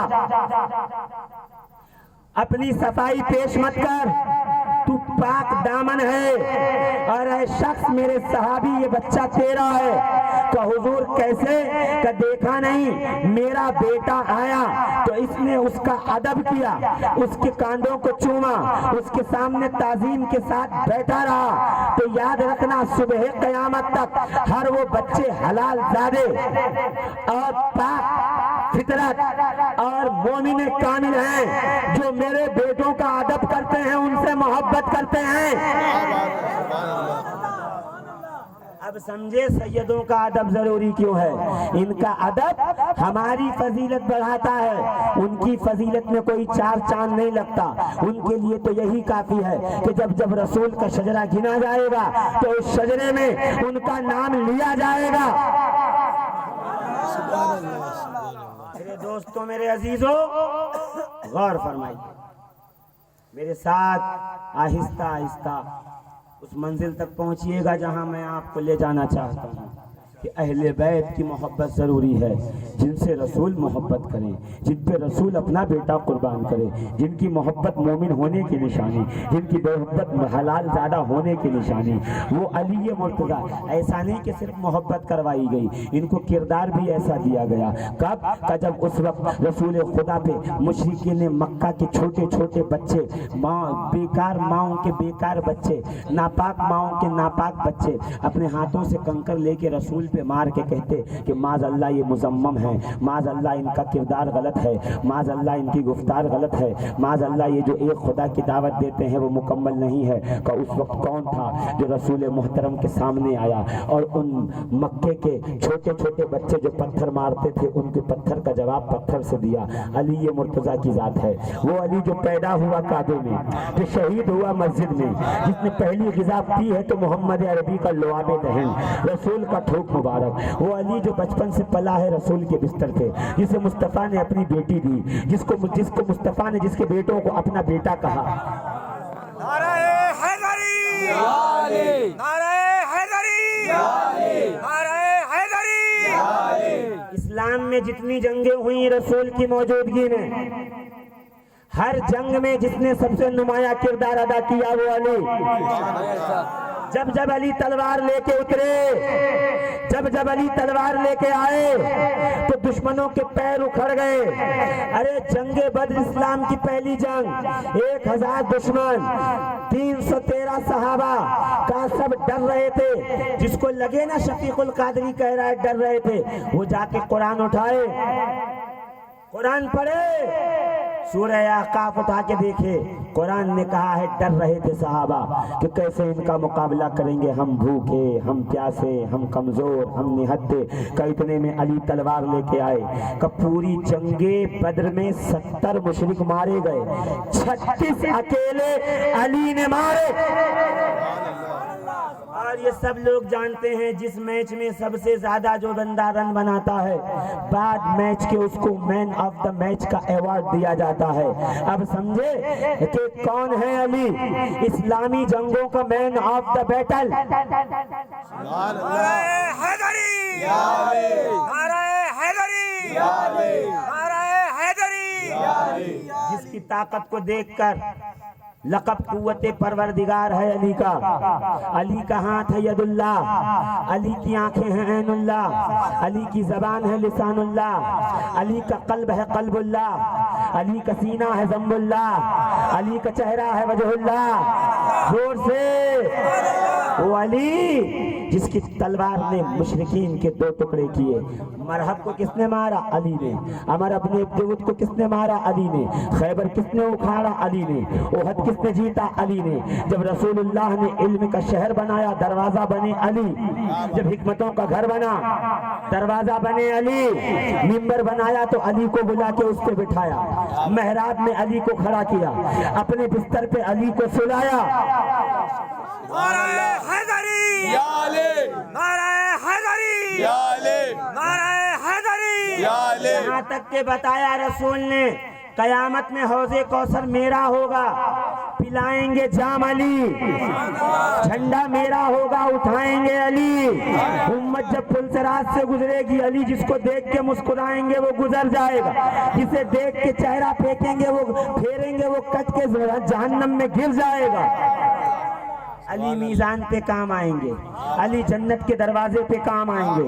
اور آخری بات سنو، آخری بات، جب گھر پہ جا کے ابھی دروازہ کھٹکھٹاؤ گے نا تو ٹین کا دروازہ ہوگا تو ٹھن ٹھن آواز آئے گی، لکڑی کا ہوگا تو ٹھک ٹھک آواز آئے گی، پلاسٹک کا ہوگا تو ڈھب ڈھب آواز آئے گی، مگر جب جنت کی کنڈی کھٹکھٹاؤ گے نا تم، تو جب ایسے ہی جب جنت کی کنڈی کھٹکھٹاؤ گے تو آواز کیا آئے گی پتہ ہے؟ یا علی یا علی یا علی یا علی۔ تو میں کہتا ہوں نا پھر جنت کے دروازے پہ یا علی سن کے منافق کہاں جائے گا؟ مومن جو دنیا میں یا علی کہتا تھا وہ تو بے حرک جنت میں گھس جائے گا اور پکار کے کہے گا یہ ہمارے آقا و مولا کا گھر ہے، یہاں کے در و دیوار پہ علی کا نام لکھا ہوا ہے، یہی ہمارا ٹھکانہ۔ علی کا نام سن کے دائیں بائیں دیکھنے لگتے ہیں تو پھر ان کو آواز لگائی جائے گی، ان کی مہمان نوازی کرو، جنت کے دروازوں سے اٹھا کے ان کو دوزخ کے حوالے کرو۔ ہر جا علی ملیں گے، نہ دامن بچائیے، بچنا ہو کر علی سے تو جہنم میں جائیے۔ جنتی ہو تو جنتیوں کی بات کرو۔ ریواں میں رہتے ہو ہے نا، جہاں رہتے ہو جس محلے میں اگل بغل والوں سے پہچان بناتے ہو، محبت کا رشتہ قائم کرتے ہو، گھر میں کچھ اچھا بنے تو ایک پیالہ پہنچا دیتے ہو، کیوں؟ پڑوسی ہے، برے وقت میں کام آئے گا، تو پڑوسی کو اگر یہ چاہتے ہو کہ برے وقت میں کام آئے تو پیالہ پہنچا رہے ہو، شربت پہنچا رہے ہو، دعوت دے رہے ہو، دعوتوں میں بلا رہے ہو، شادیوں میں انوائٹ کر رہے ہو، تو آخری ٹھکانہ تو جنت ہے نا، اور جنت کے سردار ہیں حسن اور حسین۔ اگر چاہتے ہو کہ جنت میں رہو تو حسنین سے اچھا رشتہ قائم کرو، محفلوں میں ان کا ذکر کرو، ان پہ درود بھیجو، ان سے مودت کرو، ان سے محبت کرو، تاکہ جنت میں جاؤ تو حسنین کا پڑوس ملے تو مسکرا کے کہو یہی وہ ہیں دنیا میں جن پہ جان نچھاور۔ سبحان اللہ سبحان اللہ۔ حسین زہرا کے شفا خانے کے طبیب کا نام، بے شک، واہ واہ، سیدہ کے شفا خانے کے طبیب کا نام ہے حسین۔ کائنات کے شفا خانہ ہے فاطمہ زہرا کا گھر، بے شک بے نہیں شک۔ سمجھے؟ بلائیں آئیں، جو بغداد میں رہتا ہے وہ پہنچا غریب غوث اعظم کے در پر، ہندوستان والے کبھی اجمیر، کبھی کچوچا، کبھی مارہرا، کبھی کلیر، ہاں اتنا وقت نہیں ہے تو یہیں چلے آئے بارگاہ میں، سید شاہ لال محمد علیہ رحمت رضوان کی بارگاہ میں دعائیں مانگی، خدا نے ٹھیک کر دیا۔ اچھا ایک بات بتاؤ، طبیعت خراب ہوتی ہے، بخار ہوتا ہے، ڈاکٹر کے پاس جاتے ہو، ڈاکٹر گولی دیتا ہے نا، کبھی سنا ہے کہ ڈاکٹر نے چرس کی گولی دی ہو؟ کیوں؟ چوہا مارنے والی وہ دیا جاتا ہے جس سے طبیعت ٹھیک ہو، ہے نا؟ بولو ہے کہ نہیں؟ اگر آپ کو سردی ہے تو پیراسیٹامول نہیں دے گا ڈاکٹر، ہاں ہاں، اگر آپ کو سردی ہے تو پیراسیٹامول نہیں دے گا ڈاکٹر، آپ کو وہ گولی دے گا جس میں سٹرسائز ہو، جو آپ کو نیند لائے اور آپ کی سردی ٹھیک ہو جائے، اور بخار ہوگا تو پیراسیٹامول دے گا، آپ کو سٹرسائز نہیں دے گا۔ کیوں؟ کیونکہ بخار میں آپ کو پیراسیٹامول کام آئے گی، غلط نہیں، یہ نہیں دے گا۔ جب طبیعت ٹھیک ہوتی تو دوا دی جاتی، جن کی بارگاہ میں آئے ہو نا وہ تمباکو گھس کے دیتے تھے، کرامت اسی کو کہتے ہیں۔ بے شک، تمباکو سے بظاہر بیماری آتی ہے، مگر جب وہ اللہ والے کے ہاتھوں میں آ جائے تو وہ تمباکو نہیں رہتی، شفا کی گولی بن جاتی ہے۔ سبحان اللہ سبحان اللہ، نعرے تکبیر، اللہ اکبر، نعرے رسالت، یا رسول اللہ، نعرے حیدری، یا علی، اس کی مودت، اس کی مودت، آل محمد آل محمد۔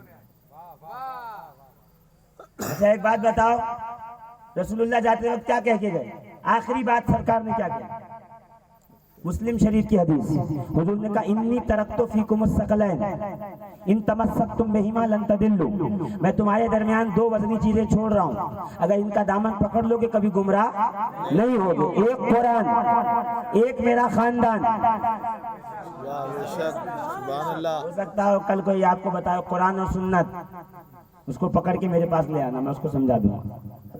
سبحان اللہ سبحان اللہ۔ میرا قرآن اور میری اہل بیت، میں کہوں قرآن وہ واحد کتاب ہے جس میں کائنات کے ہر مشکل کا حل ہے، بے شک ہے نا؟ بے شک۔ قرآن ہے نور، اہل بیت ہے منیر، قرآن ہے ہدایت، اہل بیت ہے ہادی، قرآن ہے مشکل، اہل بیت ہے مشکل کشا۔ سبحان اللہ، کیا بات ہے۔ نبی نے کہا دو دے کے جا رہا ہوں، قرآن میں ہر شے کی دوا ہے، ہر شے کا علاج ہے قرآن، جی ہر شے کا علاج ہے قرآن۔ تو رسول کو چاہیے تھا قرآن دے دیتے، یہ لوگ قرآن اس میں سب کچھ ہے، قرآن میں لکھا بھی ہے، ہر خشک و تر اسی میں ہے۔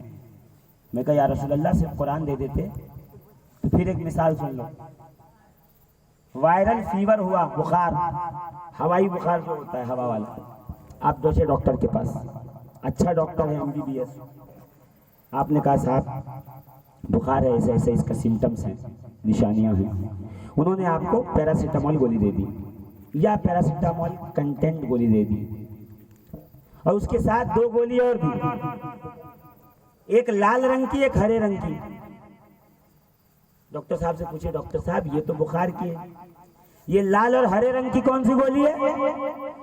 تو ڈاکٹر صاحب کہیں گے اصل میں ہر باڈی جسم کا مزاج ایک جیسے نہیں ہوتا، کچھ کا خشک ہوتا ہے، کچھ کا تر ہوتا ہے، کچھ کا بادی ہوتا ہے، کچھ کا سرد مزاج ہوتا ہے، کچھ کا گرم مزاج ہوتا ہے۔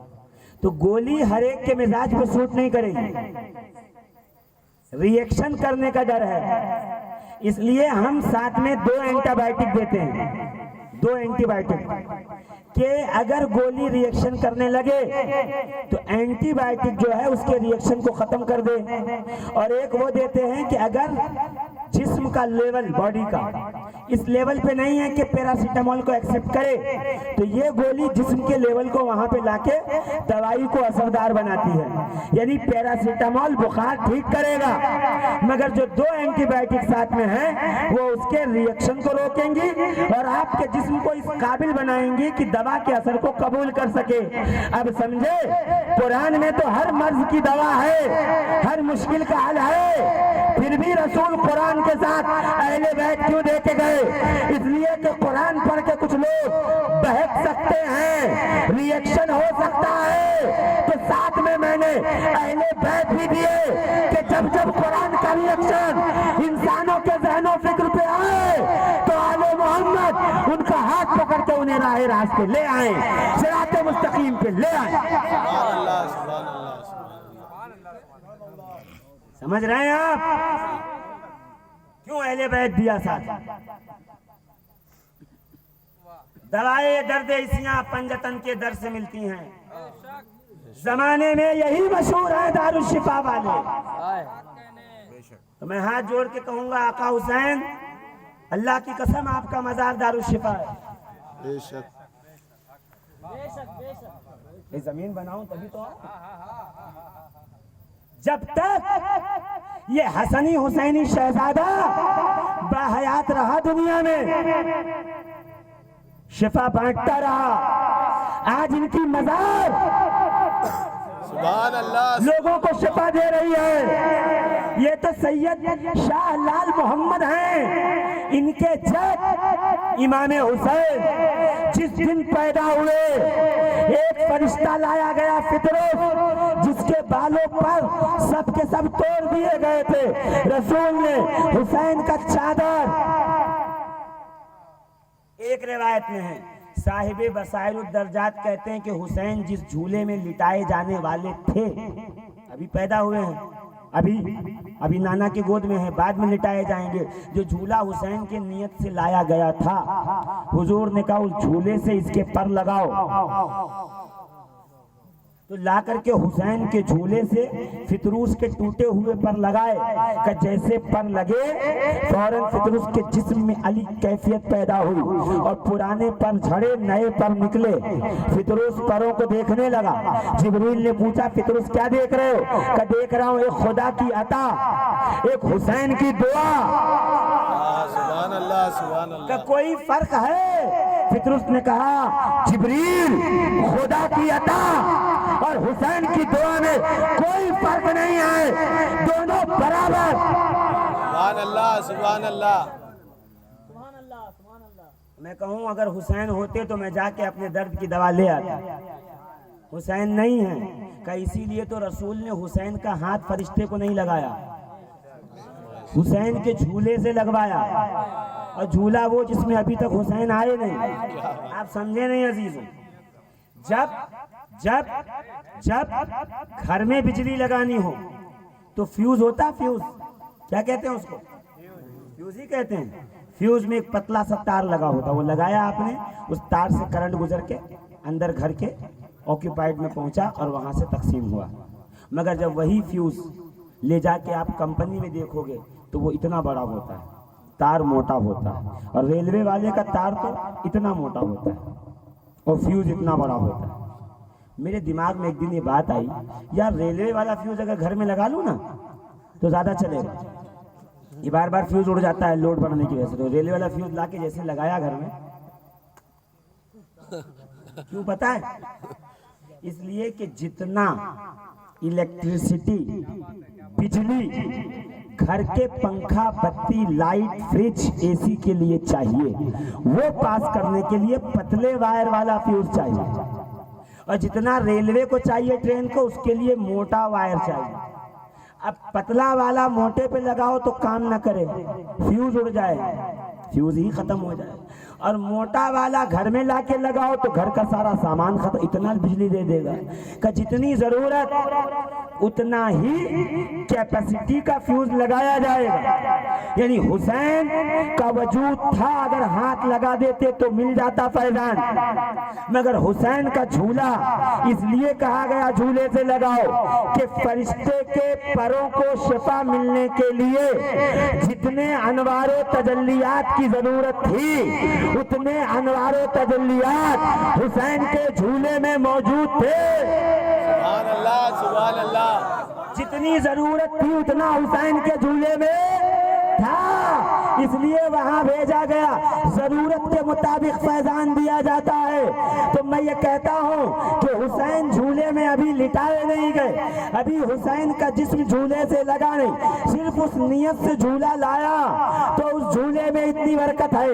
تو عزیزان محترم، پتہ یہ چلا اگر حسین کی نیت کا جھولا ہو تو فرشتے کو شفا دے سکتا ہے، تو مجھے کہہ لینے دو کہ اگر حسین کی نیت کا جھولا فرشتے کو شفا دے سکتا ہے تو حسین کے نسبت سے بنایا گیا تعزیہ ہماری مدتوں کو کیوں پورا نہیں کر سکتا، ہمارے لیے کیوں وسیلہ نہیں ہو سکتا؟ سبحان اللہ۔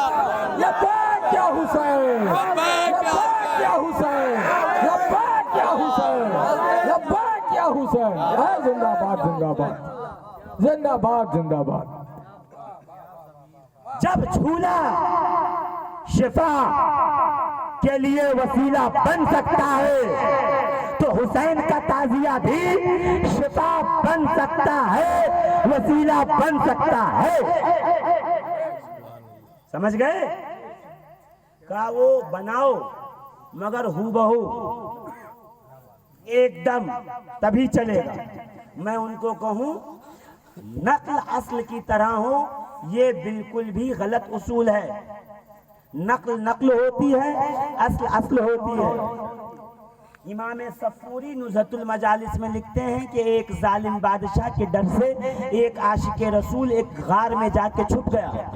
اس نے غار میں ایک پتھر لیا، پتھر سے زمین پہ گھس کے رسول ایسے ایک قبر بنائی زمین پہ، اور وہاں کھڑے ہو کے 1000 مرتبہ صلاۃ و سلام، درود و سلام پڑھا۔ سبحان اللہ۔ پڑھنے کے بعد ہاتھوں کو اٹھا کے کہتا قادر و قدیر، میں نے اس قبر کو رسول کی تربت تصور کیا تھا، میں نے اس صاحب قبر پہ 1000 درود و سلام بھیجے، تو ان کے وسیلے سے، اپنے حبیب کے وسیلے سے مجھے ظالم بادشاہ سے نجات عطا فرما۔ ابھی یہ جملے نکلے ہی تھے زبان اقدس سے کہ اتنے میں ایک شخص دوڑا ہوا آیا، کہ تجھ کو مبارک ہو، بادشاہ مر گیا۔ تو صاحب نزہۃ المجالس مجالس کہتے ہیں کہ تصوراتی قبر پر اگر دعا کر لی جائے تو خدا اسے اصل قبر کے مطابق جزا دیتا ہے۔ تو جب جنگل میں چھپے ہوئے ایک عاشق رسول کو ہاتھوں سے زمین پہ قبر بنا کر کے تصور کرے تو اس کا تصور قبول ہے۔ تو ہم سنی حسینی مسلمان اگر اپنے حلال مال سے حسین کا روضہ بنائے، تعزیے کی نقل بنائے، تو ہمارا تصور کیوں قبول نہیں ہوگا؟ ہمارا تعزیہ کیوں قبول نہیں ہوگا؟ سبحان اللہ۔ پتا چلا عزیزان محترم، تصور کل بھی قبول تھا، تصور آج بھی قبول ہے، تصور صبح قیامت تک قبول ہوتا رہے گا۔ رب قادر قدور مولا کائنات علی جدہ وعلیہ صلاۃ و تسلیم امام حسین اور اہل بیت پنجتن پاک کے صدقہ و طفیل میں ہماری تعزیہ داری محبت حسینی، محبت اہل بیت کو اپنی بارگاہ میں قبول فرمائے۔ عزیزو، یہ وہ ہیں جنہوں نے اپنی پوری زندگی دین اسلام کے لیے ختم کر دی۔ 2 منٹ مجھے دے دو، میں 2 منٹ میں اپنی بات سمیٹ کر کے ختم کر رہا ہوں۔ انشاءاللہ اگر پھر کبھی موقع آپ نے دیا یا ملا اور لوگوں کو لے کے آئے، دیکھیے حارث صدیقی صاحب نے صحیح کہا، مجھے جنگ میں طاقتی افراد سے کیا ہوتا ہے، حوصلے لڑتے ہیں، تلوار سے کیا ہوتا ہے۔ ہمیں تلوار کی ضرورت نہیں ہے، ہمیں حوصلوں کی ضرورت ہے۔ اللہ ہمارے حوصلوں کو، آپ کے حوصلوں کو قبول فرمائے۔ یہ وہ حضرات ہیں جنہوں نے کربلا معلی کے اندر اپنی تمام نسل کو قربان کر کے بتایا کہ رسول نے ہمیں ایسے بلند نہیں کیا، ہم میں وہ جذبہ قربانی بھی ہے۔ 6 مہینے کا بیٹا 18 سال کا بچہ قربان کیا۔ عزیزوں، کبھی کربلا کی سرزمین پہ آؤ تو آپ کو پتہ چلے کن مصیبتوں سے آقا حسین گزرے ہیں۔ چھوٹے چھوٹے بچے سامنے تڑپ رہے ہیں پانی کے لیے، مگر حسین بیعت کرنے کو تیار نہیں ہے، اس لیے کہ بچہ مر جائے گا قبول ہے، مگر میرے نانا کا دین میدان کربلا میں تڑپ کر کے اپنی زندگی کو آخری سانس لے لے، یہ حسین کو قبول نہیں ہے۔ یہ ماہ سفر ہے، اس مہینے میں رسول کی اہل بیت قید خانوں میں رہے ہیں، اور قید خانہ کیسا پتہ ہے؟ صرف دیواریں ہیں، چھت نہیں ہے اوپر، دن میں دھوپ آتی ہے، رات کو شبنم گرتی ہے۔ ایسے حال میں بیمار، بوڑھے، عورتیں، بچے سب جیل خانے میں موجود ہیں۔ صبح شام ہو رہی ہے، عزیزان ملت اسلامیہ، مصیبتوں پہ مصیبتوں کے پہاڑ ٹوٹتے جا رہے ہیں، مگر حسین کے صاحبزادے زین العابدین کسی بھی حال میں باطل سے سودا کرنے کو، اس کے ہاتھ پہ بیعت کرنے کو تیار نہیں ہے۔ عزیزو، آپ کے خاطر، ہمارے خاطر، اہل بیت میں جو قربانیاں صحیح ہیں، صبح قیامت تک تمہارے خاطر کوئی وہ قربانی نہیں کر سکتا۔ جس نے ہمارے لیے جان دے دی ہو، ہم اس کا ساتھ چھوڑ دیں، یہ نہیں ہو سکتا۔ ہم اس سے محبت چھوڑ دیں، یہ نہیں ہو سکتا۔ عزیزوں، ہماری نسلوں کے لیے انہوں نے اپنی نسلیں قربان کر دی، یہی وجہ ہے ان کی نسلوں پہ ہم اپنی زندگی نچھاور کرتے ہیں، ان کی نسلوں سے ہم مودت کرتے ہیں۔ سید زادہ جہاں نظر آئے، اس کے دست بوسی کر کے، ہم اس کو گلے لگا کے، اس کا ادب کر کے، احترام کر کے بتاتے ہیں ان کا مقام اور ہے، ان کا درجہ اور ہے، ان کی فضیلت اور ہے۔ عزیزوں، جو قربانی اہل بیت اطہار نے دی ہے کربلا معلی کے اندر، وہ ہم اور آپ تصور نہیں کر سکتے ہیں۔ بس ایک جملہ، ایک بات سن لو کہ ایک بیٹی ہے، سیدہ سکینہ نام ہے جس کا، جسے سب سکینہ کہتے ہیں، حسین کی چھوٹی صاحبزادی ہے۔ کہتے ہیں عزیزوں، پانی کے لیے تڑپ کر رہ گئیں، جب آ کے کہتی بابا پانی لاؤ، تو بیٹھ کر حسین کہتے بیٹی پانی لینے جاؤں گا تو وہ ہاتھ مانگ کر بیعت کرنا چاہیں گے، تم چاہتی ہو کہ تمہارے نانا کا پاک دین ایسے ناپاک آدمی کے ہاتھ پہ بیعت کرے؟ جناب سکینہ واپس لوٹ جاتی، یہاں تک کہ چچا کھویا، بھائی کھویا، سب کچھ کھو دیے۔ جب بابا یعنی امام حسین آئے نا کہ بیٹی مجھے اجازت تو میں جا رہا ہوں، تو شہزادی گلے لپٹ کر رونے لگی، بابا آپ نہ جاؤ، اس میدان میں جو جاتا ہے وہ واپس نہیں آتا ہے، میرا بھیا علی اکبر گیا واپس نہیں آیا، میرے چچا پانی لانے گئے واپس نہیں آئے، علی اصغر جیسا شہزادہ معصوم گیا وہ واپس نہیں آیا، بابا آپ بالکل نہ جائیے، آپ کی بیٹی آپ سے پانی نہیں طلب کرتی، آپ سے پانی نہیں مانگے گی، میں وعدہ کرتی ہوں۔ اللہ اکبر۔ حسین نے ماتھا چوما، رخسار چومے، کانوں کو بوسہ دیا، دے کے سرزمین کربلا پہ لیٹ گئے، اور سیدہ سکینہ کو اپنے سینے پہ لٹا کے کہا شہزادی آج تک جب سے تم صاحب ہوش ہوئی ہے میں نے کبھی تجھے زمین پہ نہیں لٹایا، اپنے سینے پہ لٹایا ہے، یہ آخری وقت ہے حسین کے سینے پہ لیٹ جا، اب تجھے کوئی بستر نہیں ملے گا، اب مصیبتوں کے سوا کوئی تجھے راحت نہیں ملے گی، میرے بعد کبھی بھی صبر کو نہ چھوڑنا، ماں جہاں سلائے وہاں پہ سو جانا، ماں جیسے رکھنے ویسے رہ جانا۔ یہ کہہ کے حسین نے الوداع کیا ہے۔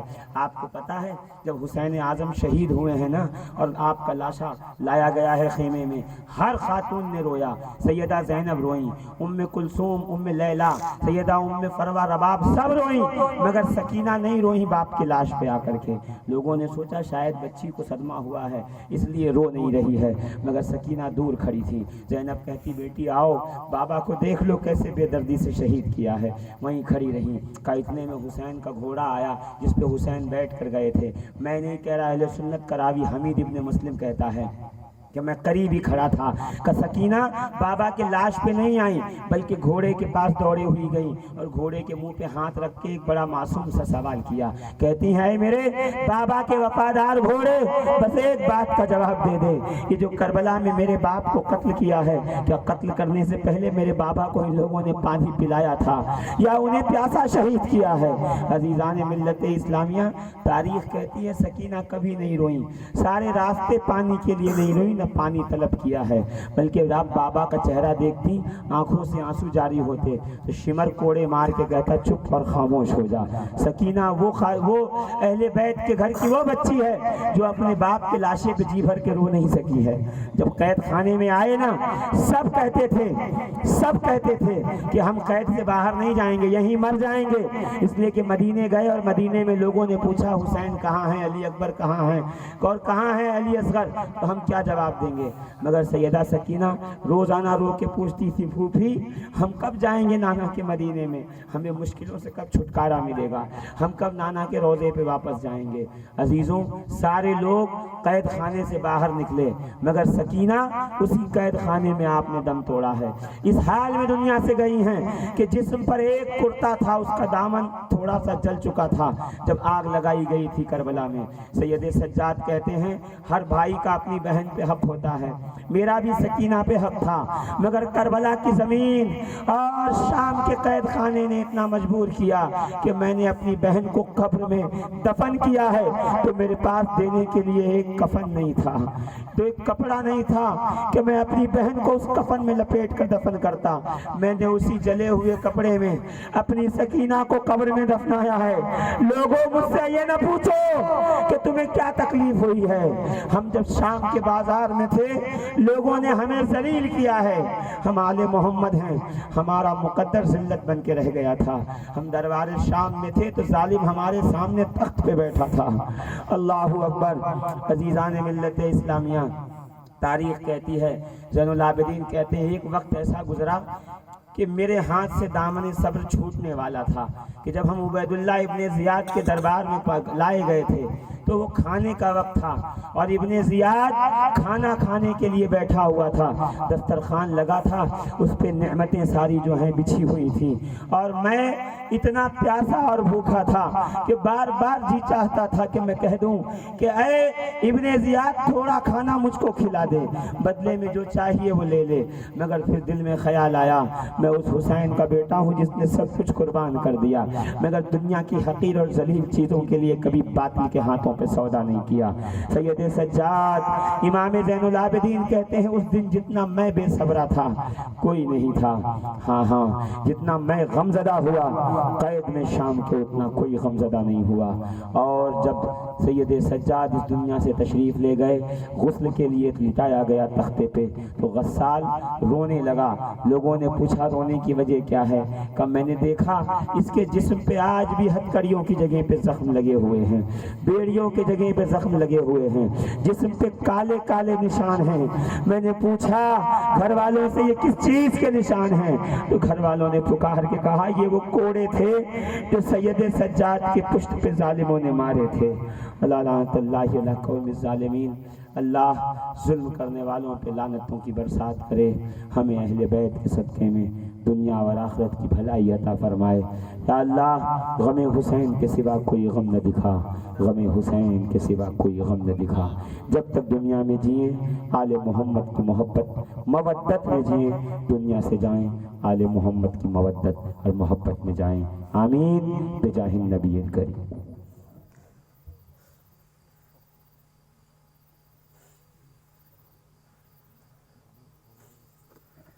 تمامی حضرات کھڑے ہو جائیں. صلوات و